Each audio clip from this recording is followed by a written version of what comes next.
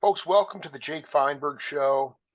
It's very humbling after spending 12 years on terrestrial radio and extraterrestrial radio, now as a podcast, to explore different regional pockets of music that existed at one time in this country that created regional music. And, you had Chicago, and you had Detroit, and you had Nashville, and Memphis, and Muscle Shoals, New York, and Los Angeles. And I've chronicled most of the studio sharks a lot of them that came out of those areas.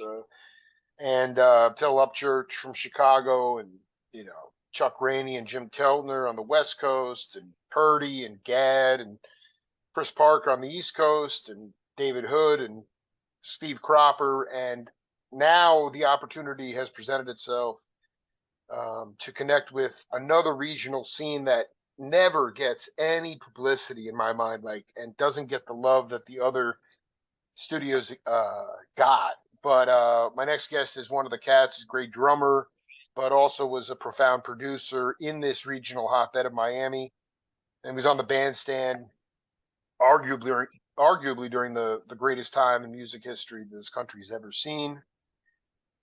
And Joey Galdo, welcome to the Jake Feinberg Show.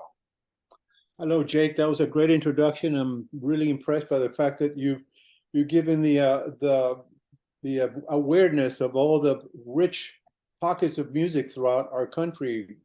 Everywhere. I mean, everywhere you go, there's a scene. There's an energy about the place, whether it's New Orleans or Atlanta, or like you say, Memphis, Nashville. The list goes on and on. I will say this: I'm not sure what your age is, but my generation, I think, was born at the sweetest spot of any generation ever. We had, great music. We had rock and roll. We had free love. We had so much going on. We had the advent of stereo, FM radio. There was a point in the 70s where, like, Jimi Hendrix had nothing to do with Santana, who had nothing to do with The Who had nothing to do with the Beatles, who had nothing to do with Stevie Wonder. I'm saying all the scenes where there's Sly and the Family Stone, arguably the hippest band that ever was. And I'm so grateful to have been part of that. Saying that, and at 72 years old, I pretty much strictly only listen to new music, because I just love listening to what's up and coming, what youth is up to today. And I get very hyped when I hear stuff that's timeless yet fresh at the same time. But at the same time, I kind of feel bad for today's musicians, because in our day, I'm sure you remember this, we had nightclubs everywhere, like 7-Elevens, and every club had at least one or two bands. So we played literally 6 nights a week, 5 sets a night. And then we'd go to the club, because back then you just didn't play a club for a night. You could play 2 weeks, so our gear was set up, and we'd come in, say 1 in the afternoon, practice till say 7, go home, freshen up, and go hit the bandstand around 10 at night and work till 3, 4 in the morning. And I personally, that's one of my favorite parts of my life. Joey, it's great to connect with you. I'm 45 years old. I was born in 78. This is I found my purpose in life as somebody who, as a journalist, can go and do meaningful transmissions with people to carry it on to my daughters and future generations. So, I've woodshedded a long time. That we're going to have a great time. I wanted to ask you about, was Steve Alamo a mentor to you? Yes. Great. By the way, what you're doing is very noble, and Thank you, brother. Very, very, very fun to do as well. It keeps you very enthusiastic and alert and exactly. Yeah. So Steve Alamo's function there, from my perspective, was this guy that was almost like a drill sergeant, in a way that it wasn't easy to please. He would never say, "Man, that's incredible, you knocked it out of the park," blah, blah, blah. But he was always there, and very encouraging in many ways. If he believed in the rhythm section, the artist, the energy of whatever the mission was, he let you know. And he was a great, an incredible vocal coach. I remember seeing him work with the likes of Betty Wright. I mean, Betty Wright doesn't need Ah. any coaching, believe me. Betty Wright, I've worked with her on so many records, So and she cool. she gets it right the second take latest. Usually it's the first take, and it's like, you know what? You don't need to do any more because you have just like nailed this on every level. Hmm. But Steve was there, like sort of, giving some support and some in between the lines. The difference between good and great is the subtleties. And he would go in there and say, you know what, this is really, you're on point here, mainly with vocalists, what I'm saying. But Yeah. let's try this and imagine this and that and the other. And so he must have been, on cloud nine, seeing all these people. TK Records was a very, very, very disorganized, chaotic, in a good way, place. Sounds great. It just sounds Yeah. perfect. Yeah. Yeah. So if you had a buddy that wanted to be an engineer, you just invite him in, and he would just hang there through osmosis within 90 days. He'd be behind the console, and the console was full of pieces of fried chicken, and the headphones were always had Afro sheen on them, and it Oh was my just God. an This is the incredible. greatest I think I've ever heard in my life, dude. You're It's a making my year, dude. it was the most incredible place. Now, you got paid, without exaggeration, $20 a song to work on this stuff. So whether you're working on Casey, Bobby Caldwell, Little Beaver, Lattimore. Bandy Lattimore, all these cats. Now, if the artist really got enamored with you, like I worked on Bobby Caldwell's "What You Won't Do for Love," but I just didn't play drums. I also arranged the track, the rhythm section, and all that. So he started looking at me almost like as a muse. And so he started, having me come in for all his stuff. And he asked the label to pay me $40 a song. But I can't complain about that because it was like going to school on so many levels. And then on Thursday, you'd show up and there was a nice lady at the front desk. I think her name was Glenn. And she'd give you a check, 500, 700, however many songs you had played on. Somebody was keeping records. And then you'd go to a liquor store, literally within 2 blocks of the spot, called M&M Liquors, and you'd go cash your check Oh, this is unbelievable. with all the construction Joey workers and Galdo, other man. Oh my God. people. It was the coolest. It was Well, I really want the to go. I want to go back, but before you got into the studio scene, can you talk about? You know, there were a lot of backing up singer gigs, but I have a feeling that you were like you were you were probably on the bandstand in 68, 69. dude. Were you Yeah. playing with the who were the generation of musicians before the Joey Galdos and all those and the Snake Pit, I think that you guys referred to? Well, the generation right before me, I wasn't so aware of because by that point I'm only in junior high, Okay, so elementary. you're in junior high. I'm like, but I have to believe that you might have wound up on the bandstand with like you were in over Dude, your a skis a hun- little bit, but it was good. 100%. And I was still in high school and working all night at these clubs, like I'm saying, playing 5 sets a night and 6 nights a week. And I'm having a great time. And I am working with cats that are 40 years old that look to me like old men. You know what I'm saying? I'm Absolutely, like in my teens and I'm looking at these absolutely. guys and they sing so wonderful and they just get to sing, they're trying to turn me on to White Crosses, which is like a speed so I can, they needed to get it up. I'm fine at my age, but it was just a different vibe of how focused they were, how this was a whole new thing, man. This rock and roll thing, this R&B thing, the Miami being situated where it was very unique because it's like the capital of the Caribbean. So Totally. there was this hot weather element to the music, which was really cool because with all the Cubans there, the Bahamians, the Caribbeans, you now had a kind of melee of stuff that was very R&B on the bottom and on the rhythm, and then very kind of like Caribbean and all that as far as some of the percussion as well, and some of the melody and vocal timbre of some of the singers. So it was really, really great. Now I'm in high school and I'm on the bandstand, like you're saying. I'm playing whether it's a strip joint, whether it's a regular nightclub. This is fantastic. So you were. Well, I just want to be clear. The strippers would be calling out Duke Ellington tunes. I mean, Sly wasn't on the scene yet. This is unbelievable. But you had to The hit their moves though. the strippers were playing to Sam and Dave, Right. to Little Richard, to some rock and roll. What about like Hank Ballard and the Midnighters? Was that ever played? Yeah, that was around. So was James Cochran. Wayne Cochran was around. Oh, absolutely. Yep. Wayne Cochran, who had Those jobs. are such hip dance tunes. I mean, to strippers to dance to, you know? Yeah, yeah. Well, if you know this or not, Jaco Pastorius worked with Wayne Cochran for a moment. Absolutely, he did. This is what I want to ask you. So, first, two questions here. Who were some of these?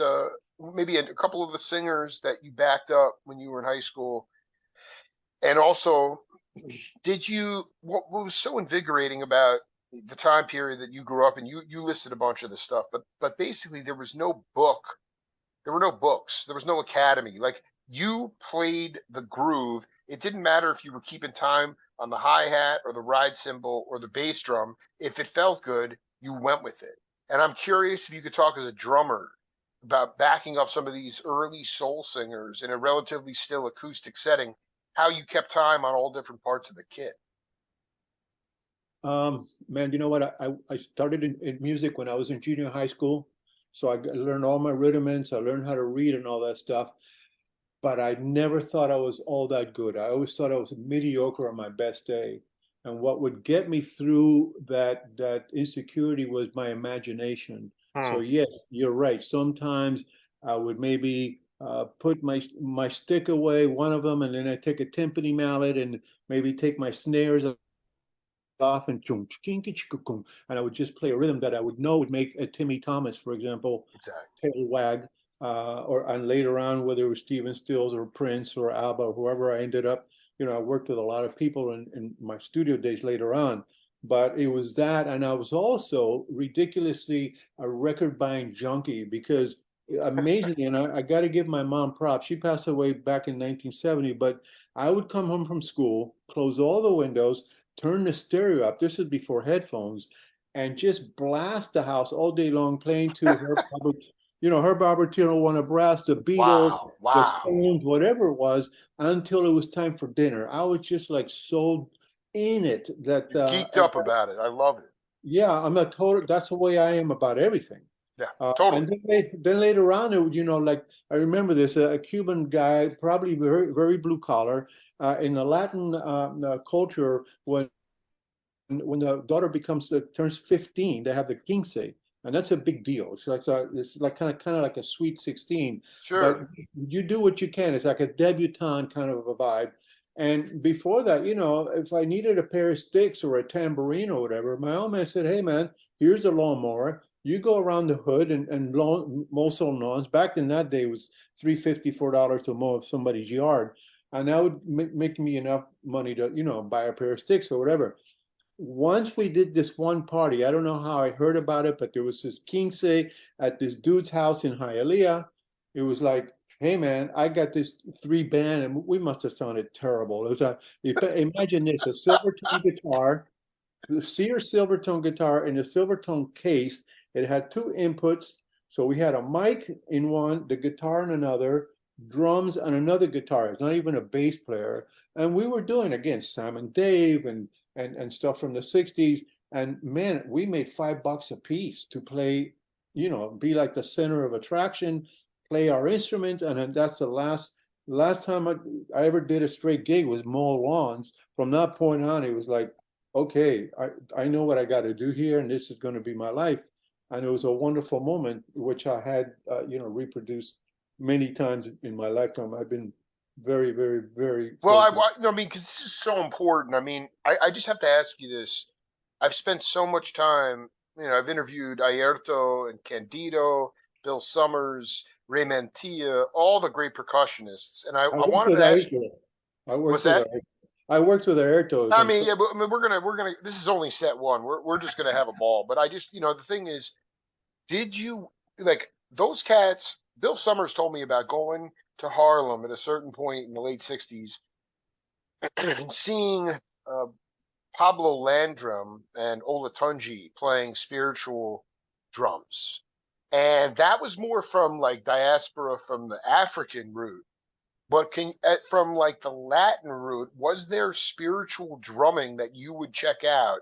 To me, the only thing that's healing for me at 45 is original spiritual music with preferably polyrhythmic rhythm. Rhythm is healing. And I just wonder about like outside of the gigs, were there cats that would get together and play spiritual, shamanistic kind of Latin drums with tradition? Well, the shit was so deep, sometimes I couldn't find a one. Uh, yes, you go to this guy's house, in the middle of the Latin hood, and there was a deity there, and there was a this and a that and the other, and the only reason why I got in there only because I met a wonderful a man had come from Cuba who could barely make ends meet. He got a job as a baker's assistant on the beach, and I got turned on to him, and he started coming over. This is later on now, to the studio, and I would feed him, and I would get him on whatever records I could, and just sort of a thing where I'm not doing you a favor, you're not doing me one. This is a synergetic or no symbiotic relationship where I can't believe you're as good as you are, you're as deep as you are. And I actually did a couple of records where I put him and his posse in there because it just get added credibility to the whole thing. What's his cat's name? Florencio Baró. And Florencio passed away unbeknownst to anybody. He was a baker, and he worked on probably not many records, if any, and he would work around town here and there, but it was most deep, deep, deep in places that I was not aware of, and unfortunately, and I only got that door open to me only because this man saw that I was nothing but a huge fan, not only of his energy and his soul, but the music and deep. The guy was ridiculously. When you say like for the younger cats, when you say deep, yeah, this is what I'm talking about. Is can you talk about a memory of you, or at least something in retrospect where you had descarga, spiritual healing, splitting open of the brain through some of this deepness? Okay, so there are times when you're floating. You catch yourself, you're floating. As soon as you know, then you fall down again. But that's exactly right, dude. yeah, but that happened playing most anything. I call that a pocket, a groove, where suddenly if you're standing outside the building's moving like a blob of jello to the groove. It could be something very intense, like a fusion type of groove, or it could be just 1 and 3 on the bass drum, 2 and 4 on the snare, eighth notes on a hi-hat. When you hear, oh my God, Buddy Miles play with Jimi Hendrix on Still Dreaming, Still Raining, the groove on that, I mean, he's laying it down so back. And so those are the moments for me that I felt like that descarga, that moment of, oh my God, I'm so happy to be alive. And dude, Joey Galdo, man, I want to read this to you right now. This is from my interview with Will Lee. He said, I was in 8 bands. One would be playing jazz standards at lunch. Another would be top 40 music, six sets a night, 6 nights a week. Another band I left behind was called Gold Rush, which was a rock fusion horn band with vocals. One of the guys in that band was Joe Galdo, who put Miami Sound Machine on the map with his incredible production and arranging of their materials. So very sweet of him. Well, first of all, are there tapes of Gold Rush? You know what? I do. Wait a minute, because my answer is Will's brother, Rob Lee. He used to record us at one point years ago, and it's somewhere in my house. I hope I haven't lost it. He made a CD Yo, of Joey, let's make watch. a project of finding that. I just want you to talk about, um, well, let's Well, be I'll tell very, you. I want to be, like, this is really important because, I mean, I have shedded Everett Barksdale and Ed Shaughnessy were on the scene before Bernard and Chuck and Steve Gadd and Richard T. And then like Earl Palmer and James Burton, Glenn Campbell, they were on the scene before the next generation of those cats, like Dean Parks and all those guys. What I want to get at is like, who were though that Miami sound machine? Who were those cats? Because I don't know why. Maybe it's because you were cashing checks at Eminem, but you guys get no love down there, and some of the hottest music ever was made down there. Yeah, it's a weird thing. The people that were in charge of the recording companies, record studios, the people with the dough, the people who could put your record on the radio, they're pretty much exploitive. I mean, I think the only guy I've ever worked with my entire life is Chris Blackwell, who was the only guy who was sympathetic to the creative process. Wow, He nurtured you wow, instead of wow. exploiting you, where everybody else is like, hey, dude, you're lucky to be here. Shut your mouth. If you don't like it, there's a door. Jeez, man, And, that's and so humbling to hear, man. But I know it's true. But man, I tell my daughter that too, and I'm just like, that's the real world, and that sucks. yeah, yeah. So I want to go. So basically, what you're saying is they kept the money and didn't promote the music. Dude, $20 a song, that's not promoting the musicianship No, or any of that. And some of these songs were like, really big hits, whether you go to Pakistan or you go to Paris or you go to dude, Miami, you they're know, international hits. yeah. So, it's just it's a weird thing. I'm not sure if you read the book Hitman. I read it many decades ago, so I've I really haven't read it. No, it's really good. It's a really good book. The underline is how Reagan sold out the music industry by giving it to the gangsters, and there's a whole chapter on Henry Stone and what he used to do to his folks. For example, have you ever heard of oh my God, Clarence Reed? I absolutely, dude. I'm all All right. yes. So Clarence Reed was a guy who loved to gamble, and the racetrack was literally a mile from the studio. And so what Henry would do would he would lease a car, he'd give it to Clarence, and Oh he'd my give him gosh. $100 here and a couple $100 there. And Clarence was very happy to ride around in a caddy and go to the track. Now talk about giving him his due royalty, his publishing, any of that, not even close. So I want to stop you right there. Okay, yeah, because this is really important. The other thing that fell short with the mob down there is that they didn't care about educating the musicians about getting publishing. They just dude, left them out for the cold. of course we didn't know jack about it, man. I mean, listen, I signed my first record contract with TK Records on the trunk of a car at 2, 3, 4 in the morning after a set. And it was like, yeah, you're going to put my record on the radio. Where do I sign? You know what I'm Right, saying? You're right. not reading about publishing. You're not reading about anything. You only listen, Jake. You only find out when you sign a bad deal, only if the record becomes huge, right?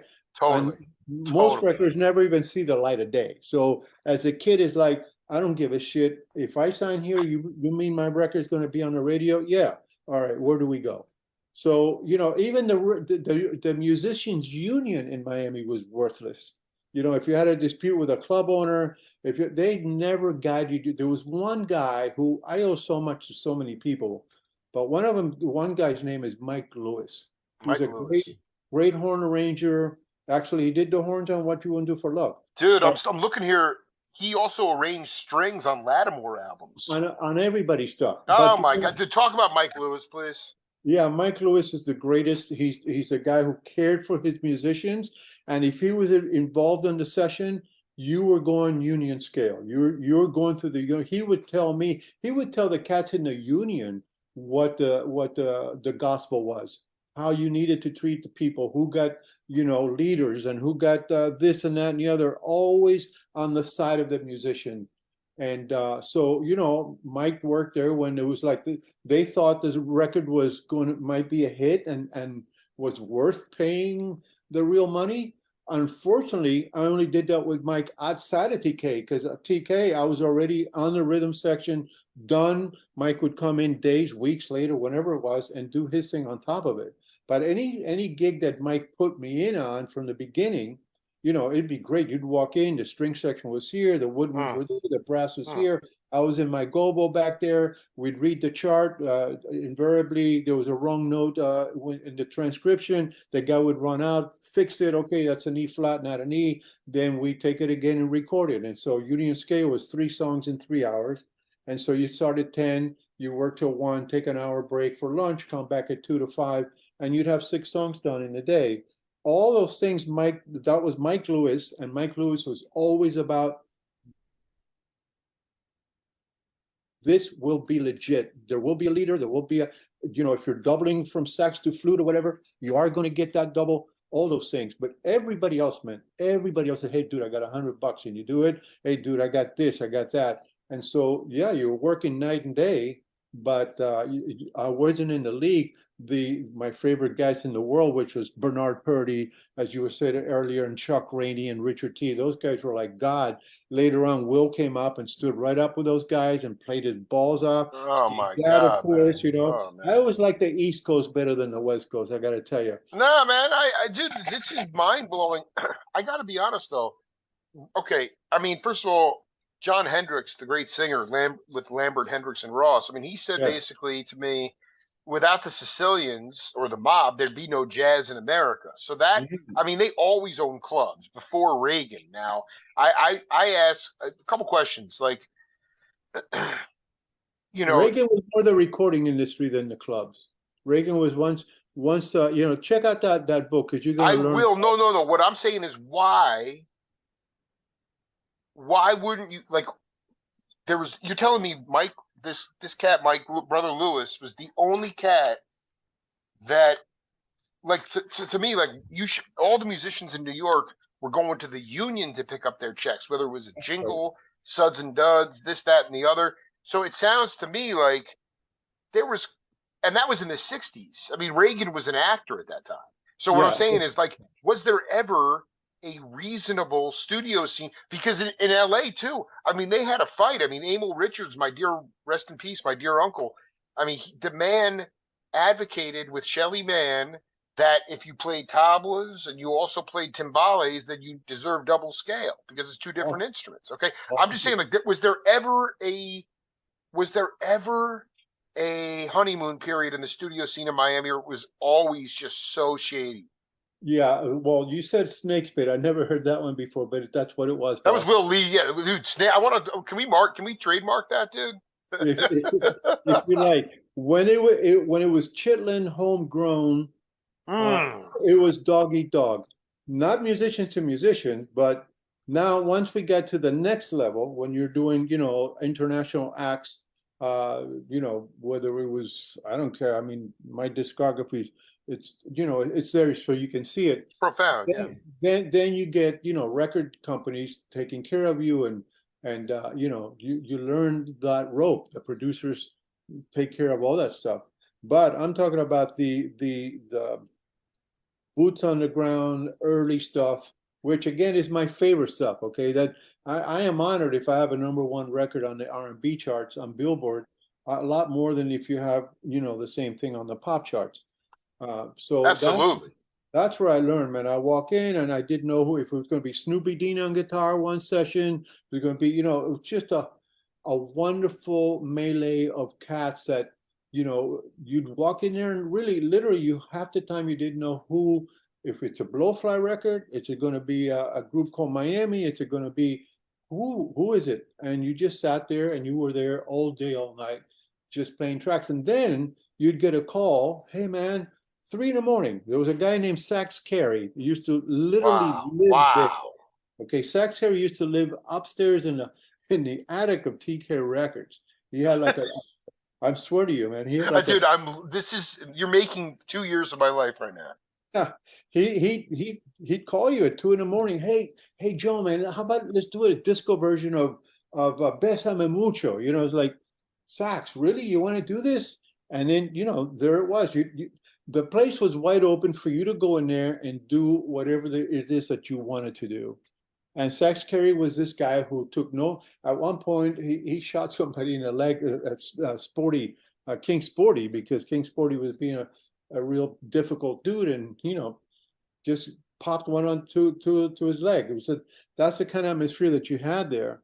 But it was a wide open situation. So Sax Kerry would call you up at any time of the day or night, actually, when everybody was kind of gone, and you'd make an album before the cleaning crew came in at 7 in the morning. So it was so loose, but it was so right because you learn so much.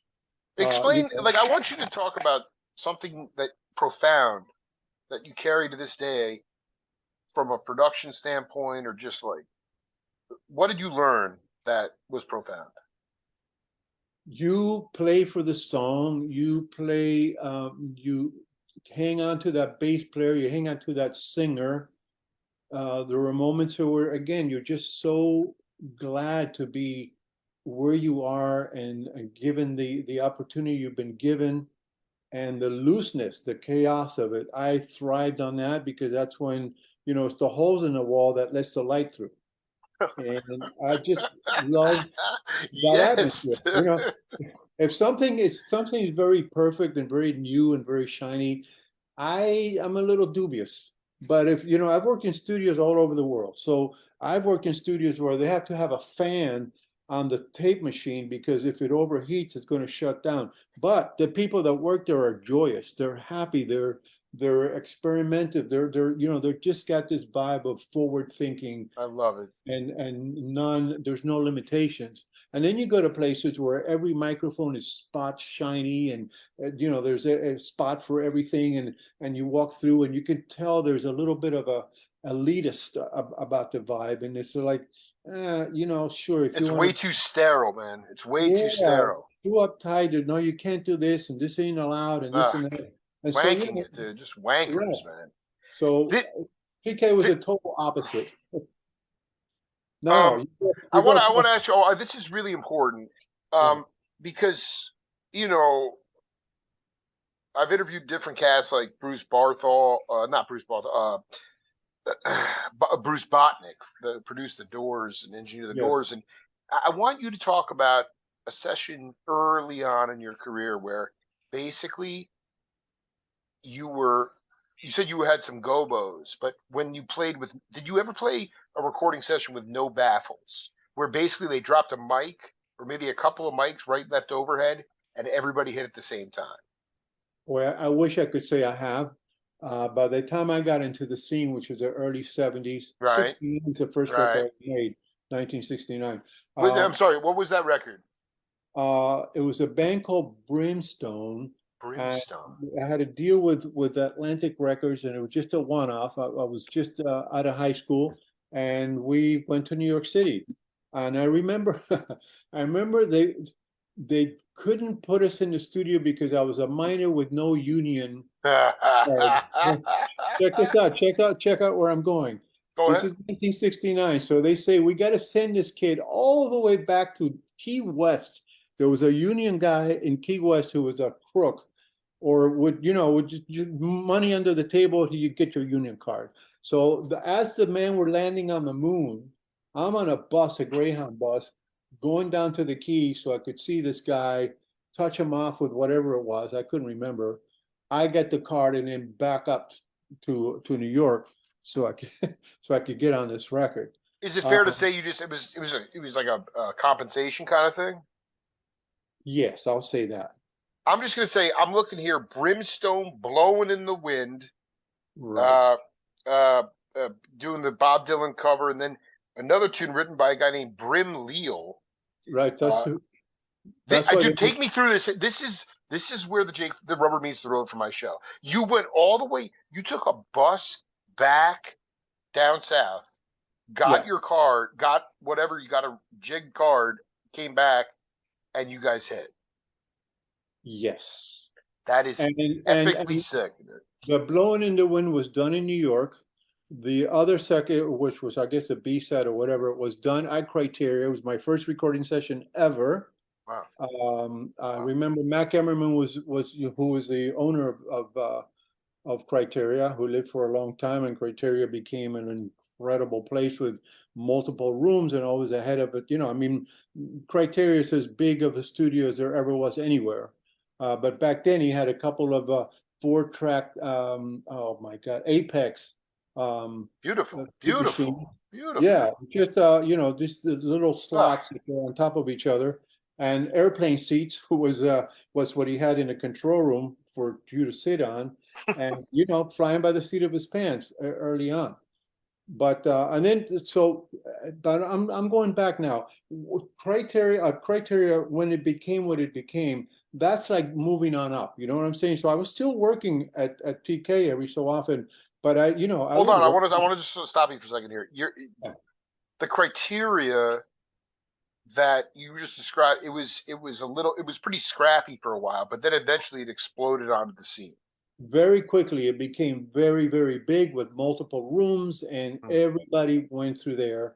And Got it. that's the Got it. place, when you'd go there and be hired from there, you'd be hired by heavy duty people. So you'd be doing sessions for, I don't know, man, I'd have to have the list in front of me, but you know I don't, you name it. Well, no, I mean, give me something. I mean, it wasn't local acts.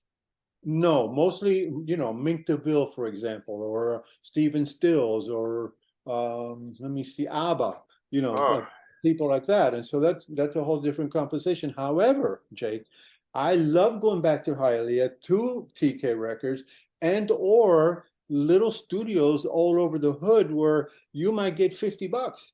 But in those little sessions, you would find the bass player of Doom, the horn arranger from outer space. I mean, the hip is shit. So the only way that you climb, if you want to use that word, is to never say no. You know, you called me, you called me up for a gig, and there's no way I'm gonna say no to you. I don't give a shit what. I wanted to be on the drums. I wanted to meet people, make those connections. That's how meet people that you get knowledge and inspiration from. All right, Joe Galdo, just blowing my mind here. How often early on, TK Records, Henry Stone, Tone Distributors, Marlin, early on, was it everybody hitting at the same time, or because that's my fantasy as a 45-year-old. Although I do realize that at that time, bands like Blood, Sweat, and Tears, different situation, but they'd rent out. They'd have the studio for 2 weeks, bowls of cocaine everywhere. But the point is, they'd cut the rhythm tracks. It was layered, and I'm just wondering early on with all these in this warehouse section of Miami, when you would show up for 50 Bones, would you hit live or was there overdubbing? Mostly live. The first studio in my opinion, where the magic really happened at TK was a little studio upstairs, 8-track. That's where Betty Wright cut Clean Up Woman, for example. You can't beat that groove. I wish I could say I played on that. I think that was Robert Ferguson, I think. Robert, I wish I could say I played on that. So Fergie played on that, Yeah. but that was upstairs at TK. Right. And now later on, once Casey and the Sunshine Band and those records started hitting, then Henry opened up the room downstairs. I guess he took a space out of his tone distributor, I'm guessing, and then he put together a straight ahead 24 channel MCI board with an MCI 24 track tape machine, a nice live room outside. And so it went from the magic of being upstairs to then being a recording studio, because now he had a stable of artists that was probably, I'm going to say 18 thick, maybe even more. And again, you'd come in and you didn't know if you were working on a Benny Lattimore song or a Blowfly or whoever it was. The artists were there and they were hanging out, and I may work with one bass player on a couple tracks, and then another one on a couple other tracks. Chocolate Perry was one of my favorite bass players that Dude, worked with. I want you. Is that where he's? Because I was like always looking at those Crosby, Stills, and Nash albums. Like, where did they find Chocolate Perry? He Well, was down there. Chocolate Perry was a TK bass player. who was a regular there, and he played. When he played, his notes were as fat can be, and he laid it down, man. He just like this. Oh man. It was so wonderful. Oh man. So, I worked with him on a bunch of different things. One album I think was a band called Night Flight with a guy named Sandy Toronto. I think I played on a couple of those albums, and I made sure that Chocolate was got on those records. Where were those? Sandy Toronto? Sandy Toronto from Chicago. Wow. Actually, Miami at first. Sandy Toronto had a band called the New McGuire Sisters with Michael. Oh shit! Are you kidding me, dude? This is so cosmic. I just was going back and listening to my second interview with Narda Michael Walden. That was his band, man. Michael Walden was a drummer, and there's a guy named Oh, Rod Glaubman, I think, was bass player, but don't quote me on that. yo, man, he said that was as cutting edge as anything that was going on at the time. And then McLaughlin came and visited him and took him off to Mahavishnu because Billy left. Yeah, yeah. Wow, dude, the McGuire. Talk about that. So where were they hitting at? I don't know jack about them except to know that they were there, and I know that Santa Toronto was part of that. And Santa Toronto and I kind of worked around the same orbit, and then finally he had a deal with I forgot what label it was, but his band was called Night Flight, and I worked on both of those albums, not all the tracks. I think Steve Ferrone might have played on a couple tracks on those records. My dear friend, my God. And I don't know who else played on that, but I know for sure Chocolate Perry. Once they heard and saw Chocolate, it was like, yeah, you're the bass player. There was a guy named Jack Waldman who played on that stuff, who I didn't know at that point, but suddenly I found myself playing in Robert Palmer's band, and Jack Waldman was a keyboard player in that band. What? A wonderful human being who was one of the first casualties of AIDS, unfortunately. But that was a connection that was made, later on in life. Going back to when you got back to New York, you played with Baffles on that session when you got your union card, or was that or did you overdub at Criteria? No, everything was pretty much live. I think the only thing overdub might have been the vocals. I mean, I'm at that point I'm 18 years old. I dig. No, I dig. This is where the rubber meets the road. I mean, to me, who was the cat when you were just getting your feet wet, Criteria, before it blew up? How did they mic your drums? Man, I could not even begin to tell you. Really? Because, I feel like some of the leakage, maybe a right and left overhead and one on the bass drum. I'm just saying, like, at that time, they used to get the cats in the room and then mic the room based off what was needed. It wasn't mic'd in advance. And like I'm always curious about, you got a good drum sound on a lot of your stuff, and I'm wondering about and just in general, what was the sort of I don't want to paint with a broad brush, but not every part of the drum was mic'd. No, it couldn't have been because there weren't that many tracks. You know what I'm saying? I think it was probably, like you're saying, overhead, maybe a snare drum mic on there. Perhaps the bass drum. I love leakage, man. I love it, So do I. I mean, listen, here's my theory on this is why everybody keeps sampling, and the records from back in the day, the molecules that are in our air as we speak and as we exist. When you have a keyboard player, a saxophone, guitar, piano, drums in one room, one mic, all our overtones are in those air molecules. And that's what the difference to me between film and video. Right. So when you have that microphone and you have the live people in the room, and there's that natural, and by the way, back in the day, those musicians knew when to come close to the mic, when to back up. And it's funny how you can even hear an upright bass and a singer with a 20-piece band. When you hear like Louis Armstrong stuff recorded in the 30s and 40s, you still hear everything. Because they knew how to balance themselves. Absolutely. They knew how to do it, man. And the engineer knew their shit, and the ribbon mics were like, it was beautiful to me. And so that's what, to me, is the difference between film and video, is the fact that those air molecules with their overtones of everybody's instruments are in there within the music.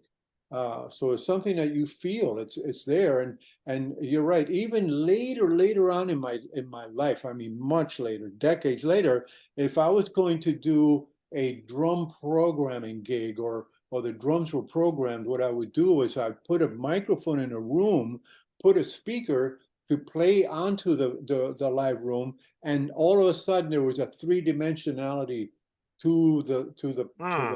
sound, Hmm. which suddenly kind of gave you a feeling that there was a pocket there. It kind of humanized the vibe because of that element of the, you know, sound within the room picked up by that one mic. So yeah, you're right. I mean, having that mic and as well, there's that eye contact. You know, if somebody doesn't do something they shouldn't have done, or something does that's really magic, there's a smile that comes to your face, and there's that eye contact, and you know, you're just like on the bandstand, which was my favorite part of my life was playing in a bar band, 6 nights a week, 5, 6 a night. You know, that's You never played the same song the same way once, though, ever. you know, To me, like, how I did I try to. want you to talk about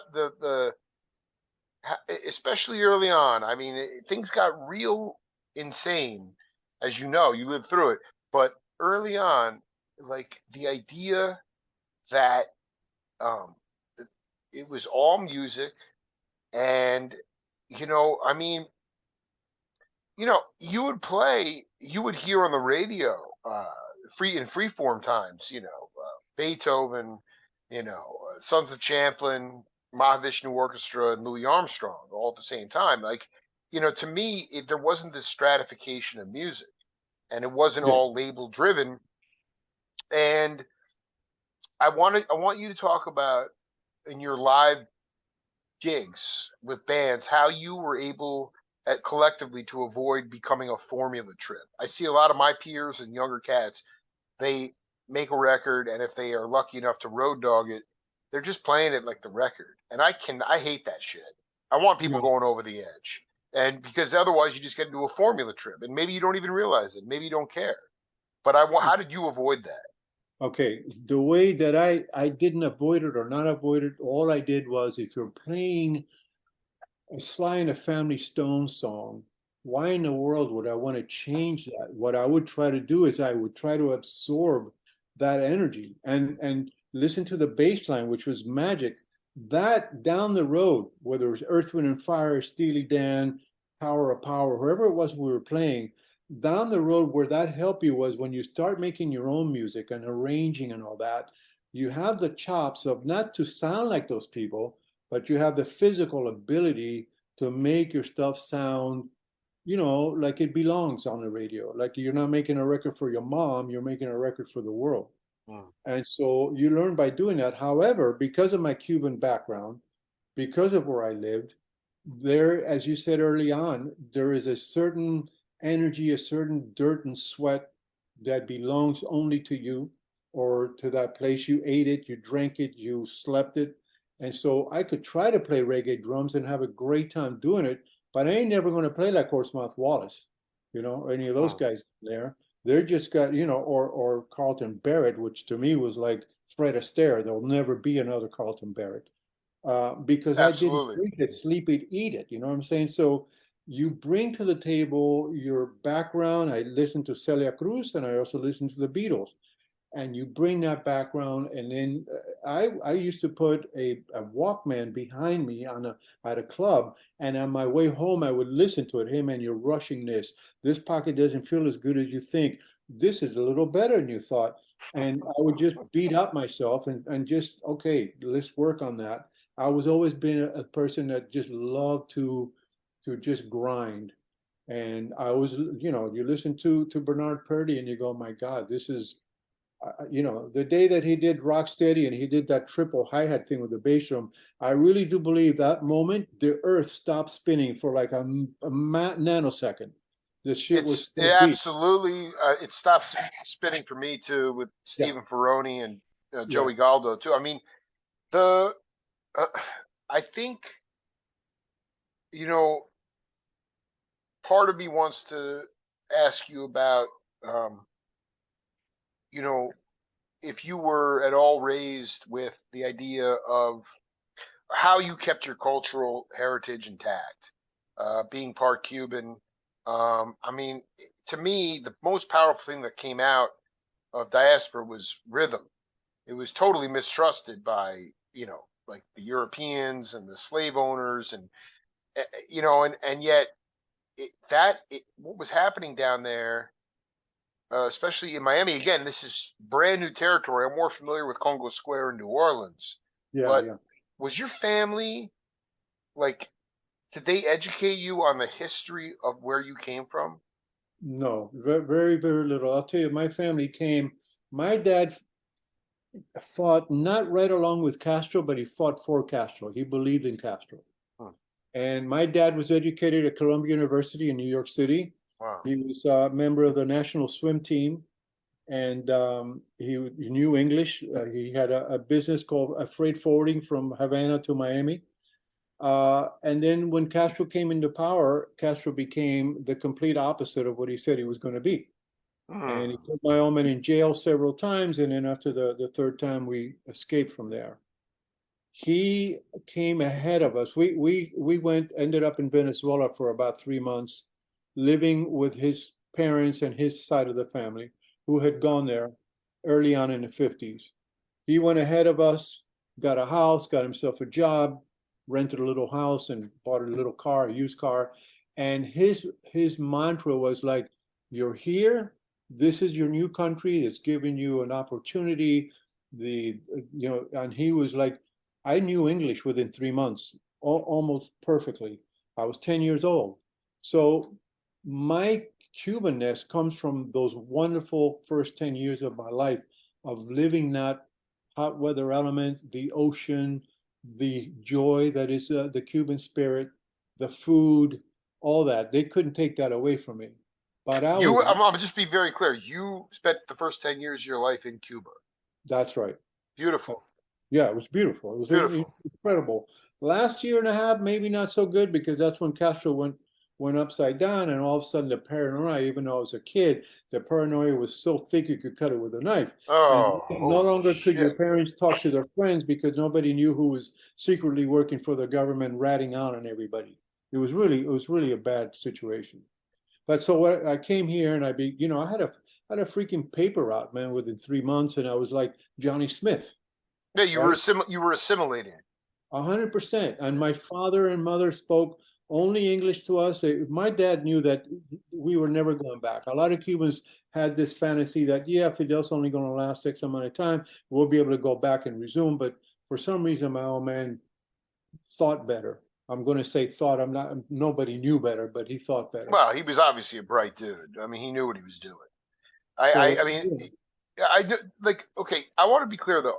The warehouse district, all the shadiness, when the big cats were coming in, were you on retainer?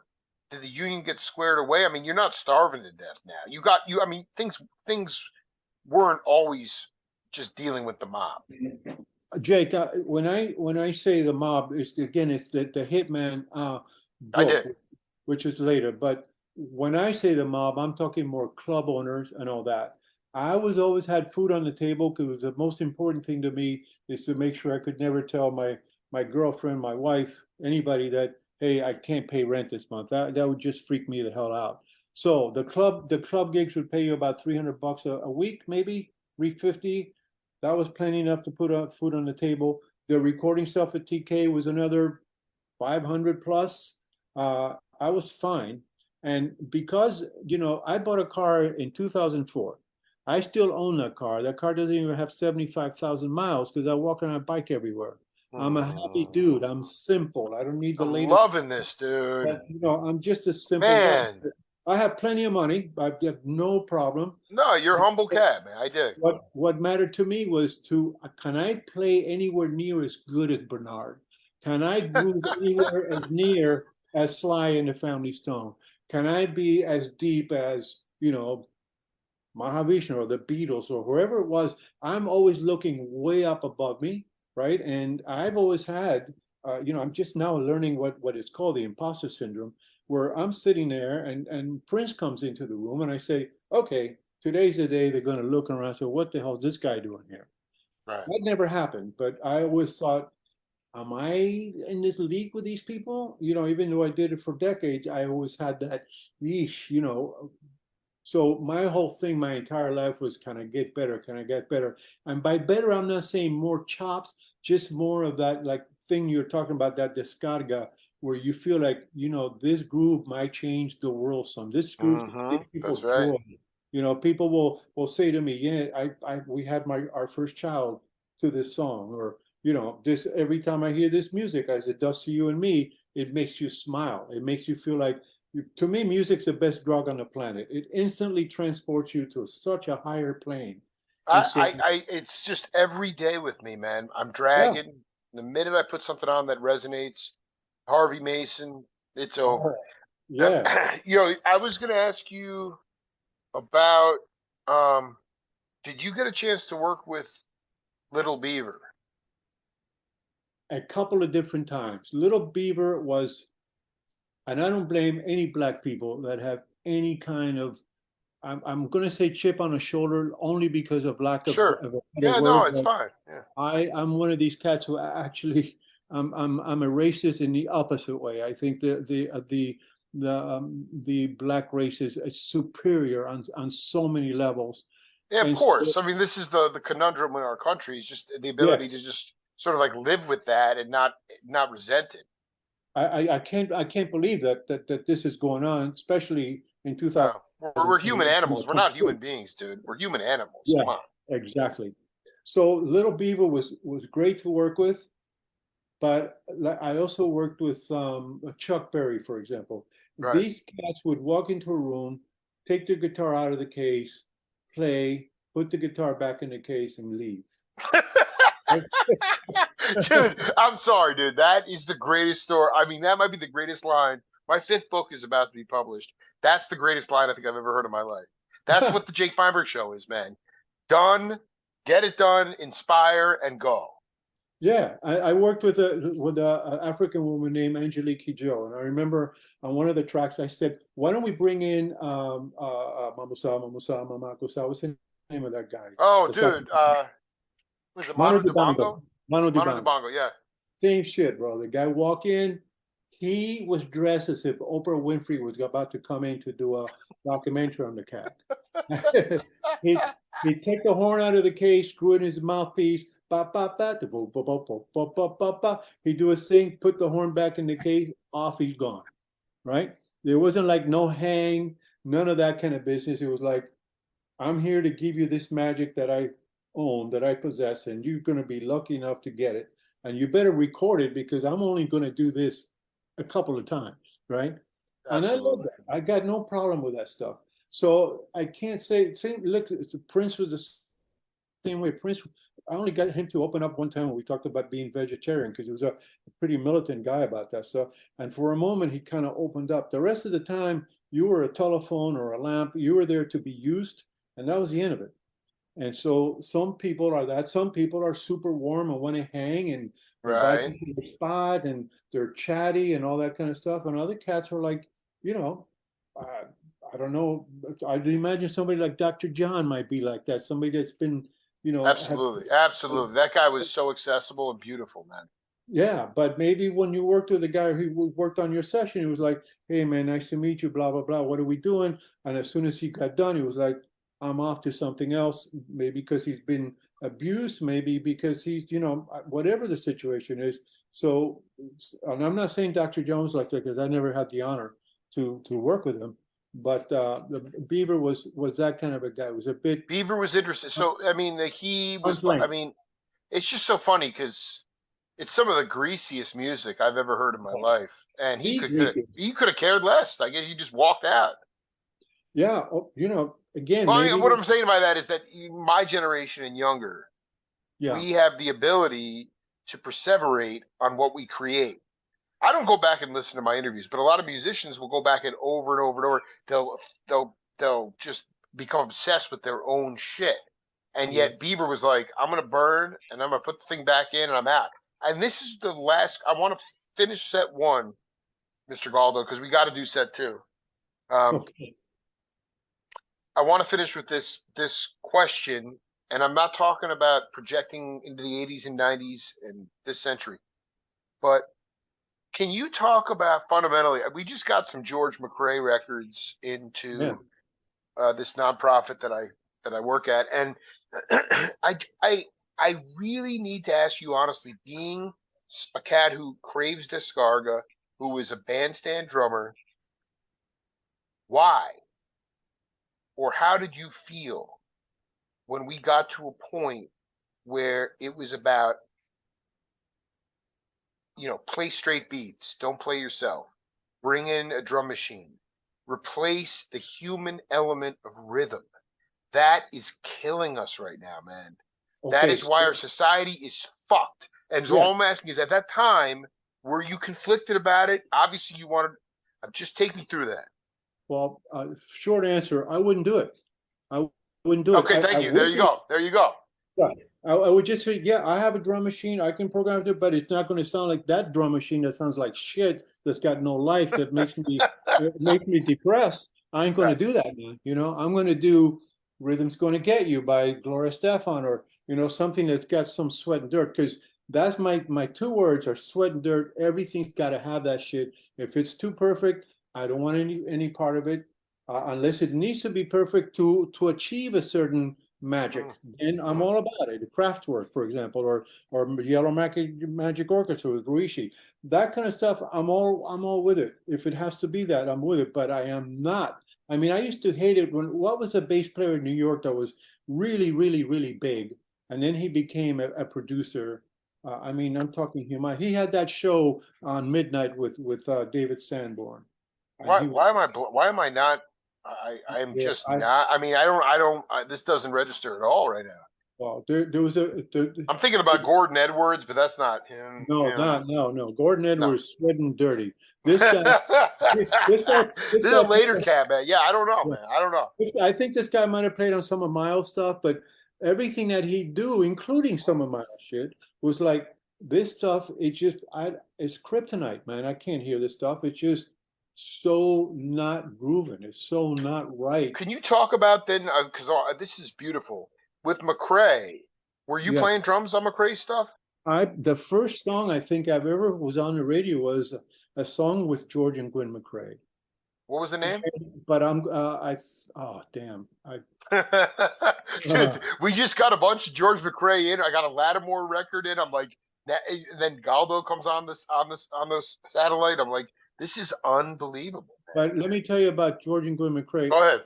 I really never got to meet him because by that time there was a rhythm track. I forget who even produced it. To tell you the truth, might have been Pee Wee Clark. Might have been the producer or not, but don't quote me on that. I don't remember. But so I never really get to hang with those folks.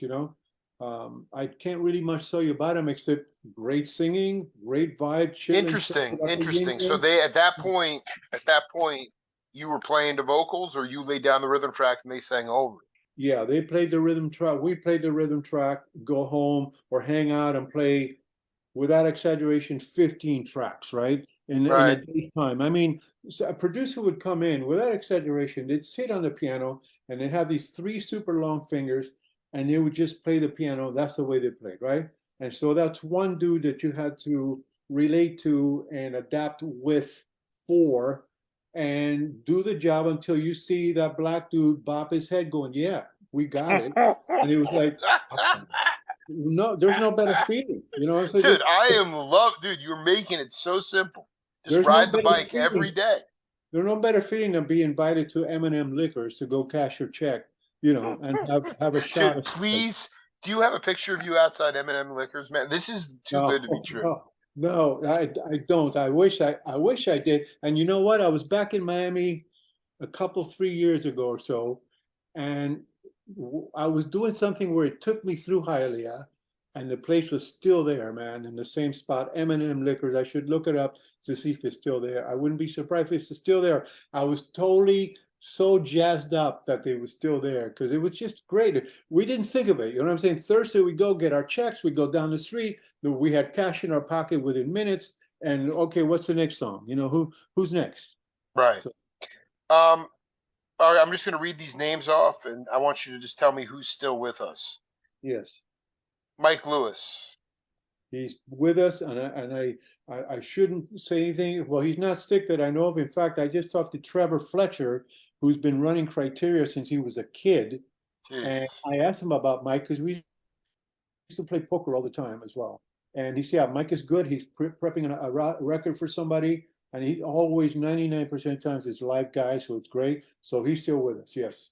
Freddie Scott.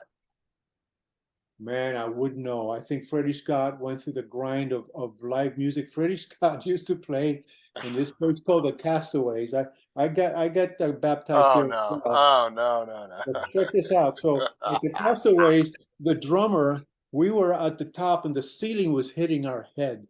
But the club owner had this neurosis where the music can't stop. So I'd come up, right? And Freddie would give me one stick and I'd go behind him and I, he'd kind of stand up and get the other stick and boom, and the song, the music would never stop. It was nuts. So I think a lot of those guys just got so beat up and so, you can only imagine being a black person in the South in that era.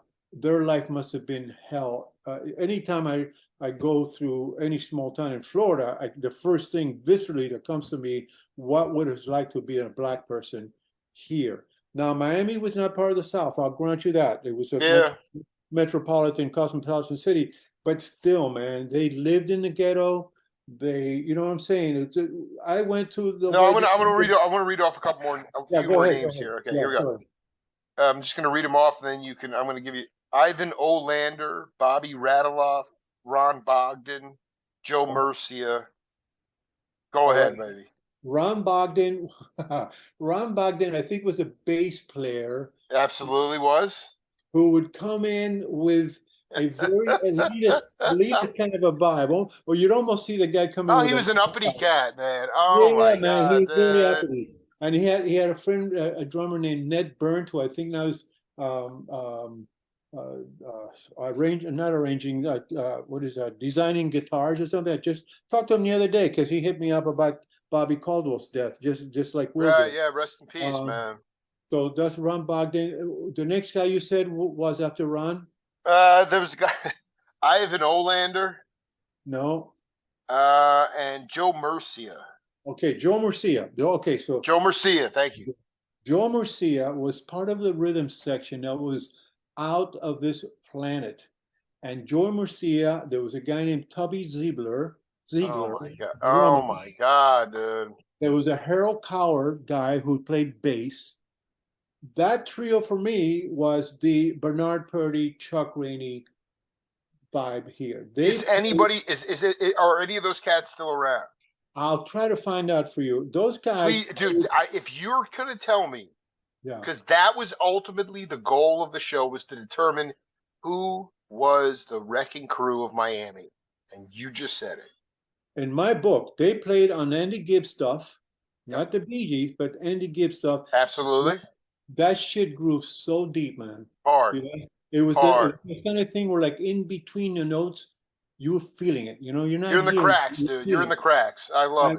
Yeah, and that to me, that rhythm section was the shit. I never hung around with them much. They were Key West guys. They were like in the Keys, and they played in some bar down there, and it was like hard to get a hold of them. I think at some point, at some point they were wanted by the Gibb brothers because they realized what they had, and they hung around a little bit at Criteria, working with some people. I think at some point, Jerry Wexler and Army Erdogan were down there trying to get a rhythm section out of Miami so that they didn't have to bring in the Bernards and these guys from New York. Sure.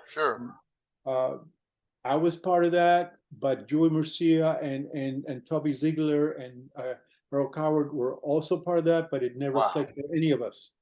Well, I just want to let you know, Mr. Brother Galdo, you took me to Never Everland today, and I cannot thank you enough for this, and I hope we can do set 2 real soon. Anytime, man. And I'll try to find out if all I'm saying is, dude, I gotta be honest, man, like, if you can hook me up, if they're a cat, I just want to get to this scene, man, because The closest I've gotten, Will bounced. I mean, Will went to New York, and Yeah, then it was guys like Johnny Molo is a dear friend, the drummer, Mark Egan. A lot of Mark these Egan. Yeah, jazzers. Okay, like they're Danny Gottlieb, Gil yeah, Goldstein. So like that's a whole other side of Jake Feinberg. But there was this studio scene, the Galdo Grease, man. I need to get to those cats. yeah. Who Just think else? about it. Let me know when it comes into your head or whatever. Cliff Carter's another guy I went to school with, of the Danny Gottlieb and the Mark Egan school. Which I would love to talk to Cliff, dude. well, talk to Will, because Will and Cliff Will were can get that. I'm just for a saying long time. the cats that any of those studio sharks, I don't care if they're the originals or not. I'd love to talk to them. Yeah. Yeah, I'm gonna see who the hell I can talk to about that. Steve Alemo, unfortunately, is doing very bad. He's got Parkinson's and he's barely It's getting funny. up. You funny because I earlier this year, Roy Blumenfeld from the Blues Project hooked me up with Al Cooper, and Yes. I recently asked Al, "Could you hook me up with Steve Alemo?" And he just was so rude and angry. And I guess it's because Steve's not doing so good. No, but I know of a guy, and I wish I could remember his name. He's doing something with Snoop Dogg about TK Records, and he already did one about TK Records, and he's very thorough. He used to have a Cuban label called Aina Ma, and Hmm. I'm trying to think of let me see if I can find him real Hey quick. man, let's do set two next week, man. We'll do another one. Okay, All I'll right, try to think get about all it, that man. down And for bless you, brother, man. You just ride that bike, man.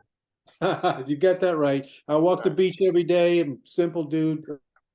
I Yo, married a call Will wonderful Lee. woman. Call Will Lee, man. Send your love to Will Lee, dude. Will do. Legendary cat.